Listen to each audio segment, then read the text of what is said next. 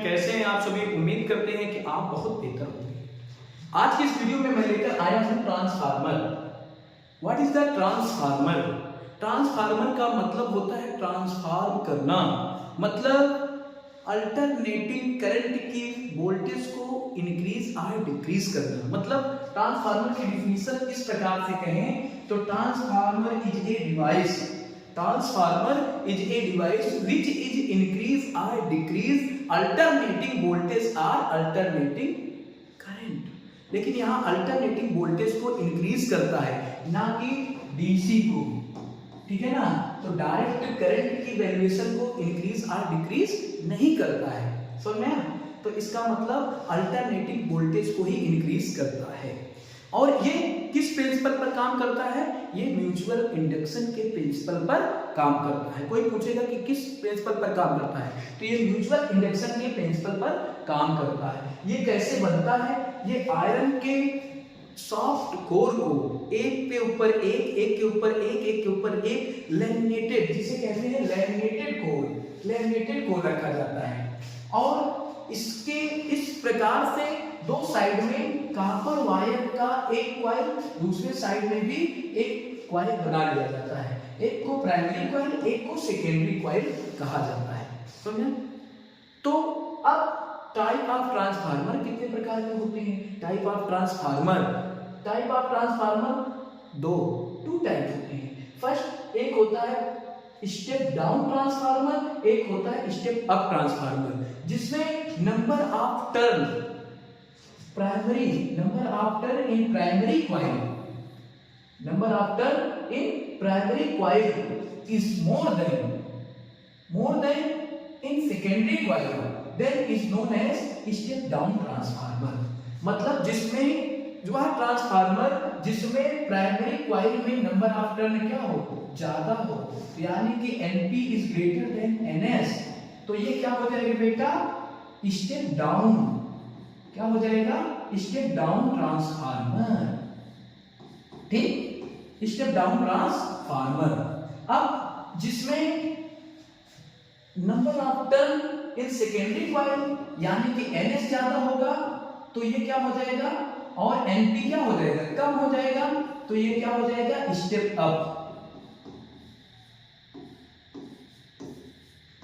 Up transformer, ठीक है।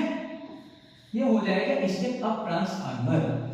ये बातें कोई पूछे कि प्राइमरी ट्रांसफार्मर क्या होता है और प्राइमरी कॉइल क्या होता है, स्टेप डाउन ट्रांसफार्मर क्या होता है, स्टेप अप ट्रांसफार्मर क्या होता है। स्टेप अप ट्रांसफार्मर तब होता है जब प्राइमरी कॉइल में टर्न क्या हो, कम हो, और सेकेंडरी कॉइल में टर्न ज्यादा हो, तो क्या हो जाएगा? Step up transformer. अब स्टेप अप ट्रांसफार्मर का काम क्या होता है? स्टेप अप का मतलब ही होता है उठाना, मतलब वोल्टेज को लो से हाई वोल्टेज की ओर ले जाना। तो ये आपका क्या होता है? स्टेप अप ट्रांसफार्मर होता है। और स्टेप डाउन ट्रांसफार्मर का मतलब वोल्टेज को नीचे ले जाना, तो ये स्टेप डाउन ट्रांसफार्मर होता है। मतलब कि प्राइमरी कॉइल, जैसे आपका यहाँ पर प्राइमरी कॉइल में वोल्टेज लो दिया जाए, प्राइमरी कॉइल में वोल्टेज क्या करें? लो वोल्टेज दे दें, और इधर जो सेकेंडरी कॉइल में वोल्टेज आए वो हाई है, तो ये क्या हो जाएगा? ये आपका स्टेप अप ट्रांसफार्मर होगा। और प्राइमरी कॉइल में अगर हाई वोल्टेज देते हैं और वैल्यूएशन क्या होता है? लो आता है, तो ये स्टेप डाउन मतलब वोल्टेज को नीचे करने वाला ट्रांसफार्मर, समझे। अब इसके बाद बात करते हैं इसकी वर्किंग की। वर्किंग क्या होता है? वर्किंग ये होता है जब प्राइमरी कॉइल में, यानी यहाँ देख लो, इस प्राइमरी कॉइल में जब वोल्टेज को क्या करते हैं? इंक्रीज करते हैं, यानी कि वोल्टेज देते हैं, तब क्या होता है? इससे गुजरने वाला जो लिंक्ड मैग्नेटिक फ्लक्स होता है उसमें चेंजिंग होती है, समझे। तो इससे कोर में फ्लक्स लॉस होना चाहिए, लेकिन इसके प्राइमरी कॉइल का रेजिस्टेंस हम क्या कर देते हैं? निगलेक्ट कर देते हैं। मतलब इस कॉइल में ऐसा सिस्टम बनाते हैं कि इस कॉइल में रेजिस्टेंस क्या हो? 0 के बराबर, ना के बराबर हो। इससे जो लिंक्ड मैग्नेटिक फ्लक्स होता है उसके फ्लक्स में कोई लॉस नहीं होता है, कोई भी लॉस नहीं होता है। तब इस प्रकार से जब कोई भी लॉस नहीं होगा तो बताइए जब कोई भी लॉस नहीं होगा तब क्या होगा, तब ये हो जाएगा बाय फैराडेज लॉ, मतलब प्राइमरी कॉइल के लिए आ जाएगा EP is equal to minus EP में नंबर ऑफ टर्न क्या हो जाएगा NP, तो आ जाएगा minus NP d phi b upon क्या हो जाएगा dt, समझ में। और ES मतलब क्या हो जाएगा सेकेंडरी कॉइल में ES is equal to minus NS d phi b upon क्या हो जाएगा dt, समझ में आ रहा है। तो इस प्रकार से अगर हम बात करें तो आ जाएगा ES upon EP is equal to क्या हो जाएगा NS अपान क्या हो जाएगा NP। और ये जो EMF है वही EMF वोल्टेज के क्या होता है बराबर, तो आ जाएगा ES जो हो जाएगा VS अपान किसके VP के बराबर। अब एक कांस्टेंट वैल्यू आएगा जिसे हम ट्रांसफॉर्मेशन कांस्टेंट कहते हैं, ट्रांसफार्मर का ट्रांसफॉर्मेशन कांस्टेंट स्मॉल r होता है, समझे। तो इस प्रकार से देखा जाए तो यह ES upon EP NS upon NP VS upon VP is equal to R, समझ में आया। पूरी डिटेल आपको ट्रांसफार्मर का मिल रहा है। अब इसके बाद आता है इफिशियंसी। अब इफिशियंसी को किससे डिनोट करते हैं ईटा से, इफिशियंसी को किससे डिनोट करते हैं ईटा से।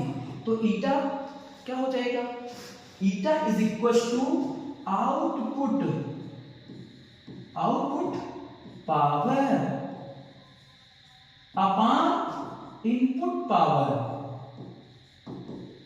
और मल्टीप्लाई बाय क्या हो जाएगा 100। तो यहां ध्यान दें, अगर हम देखें तो आ जाएगा ईटा।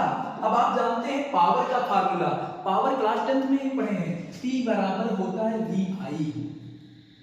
तो पावर का फार्मूला अगर हम देखेंगे तो आ जाएगा भाई, देखिए पावर बराबर VI, तो इसके लिए प्राइमरी के लिए VP और सेकेंडरी के लिए NP, तो समझिए VP और VS, तो सेकेंडरी के लिए VS हो जाएगा। तो इस प्रकार से अगर हम बात करें इनपुट में क्या होता है प्राइमरी, आउटपुट में क्या होता है क्या आउटपुट में होता है सेकेंडरी, तो सेकेंडरी के लिए हो जाएगा VS और इसके साथ क्या हो जाएगा, इसके साथ क्या हो जाएगा VS के बाद अपान VS IS और इसके साथ क्या हो जाएगा VP और IP और मल्टीप्लाई बाय इफिशियंसी क्या होती है मल्टीप्लाई बाय 100। और एक पॉइंट वाली बात आप समझिए कि किसी भी आइडियल ट्रांसफार्मर का इफिशियंसी ऑलवेज क्या होती है 100% होता है। अब इसमें आपको एनर्जी लॉस की बात करें तो एनर्जी लॉस अगर आइडियल ट्रांसफार्मर में एनर्जी लॉस कितना होता है मिनिमम होता है, लेकिन इसी में बात करें अगर प्राइमरी कॉइल का रेजिस्टेंस 0 के बराबर लेंगे तो कोई भी फ्लक्स लॉस नहीं होगा, ठीक है। कॉपर लॉस में मैग्नेटिक फ्लक्स में चेंजिंग के कारण कॉपर लॉस में फ्लक्स में परिवर्तन होता है और चेंजिंग होती है, तो इस प्रकार से कॉपर लॉस भी 100% वाले ट्रांसफार्मर में कोई भी कॉपर लॉस नहीं होता है। लेकिन अगर हम वोल्टेज को इंक्रीज और डिक्रीज करते हैं तो कॉपर लॉस कुछ परसेंट तक हो सकता है, समझे। तो ये आपका पूरा ट्रांसफार्मर है। अगर आपको कहीं कोई दिक्कत हो तो हमसे कमेंट सेक्शन में पूछ सकते हैं। थैंक यू, मिलते हैं अगले वीडियो में।